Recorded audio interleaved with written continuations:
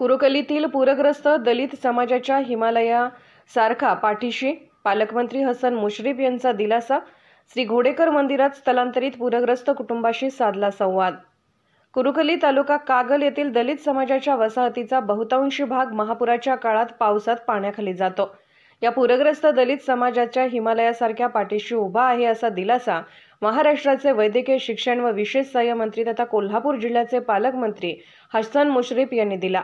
महापुरापासून संरक्षणासाठी त्यांच्या कायमस्वरूपी पुनर्वसनासाठी सर्वतोपरी प्रयत्न करू असेही ते म्हणाले.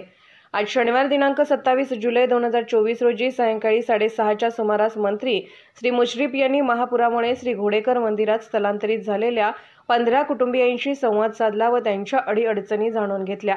मागासवर्गीय वसाहतीजवळ असणारा ओढा पिचिंग करून या ओढ्यावर साकव बांधकाम करू असेही त्यांनी सांगितले. यावेळी प्रांताधिकारी सुशांत बनसोडे, तहसीलदार अमरदीप वाकडे, गटविकास अधिकारी बोंगे, मुडकूरचे पोलीस निरीक्षक शिवाजीराव करे, ग्रामसेवक श्री कुंभार या अधिकाऱ्यांसह आरोग्य विभागाचे पथकही उपस्थित होते.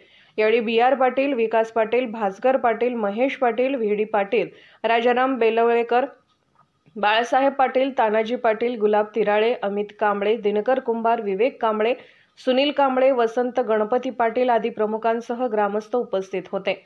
पोलीस ऑफ इंडिया न्यूज मीडियासाठी प्रतिनिधी मिलिंद चव्हाण.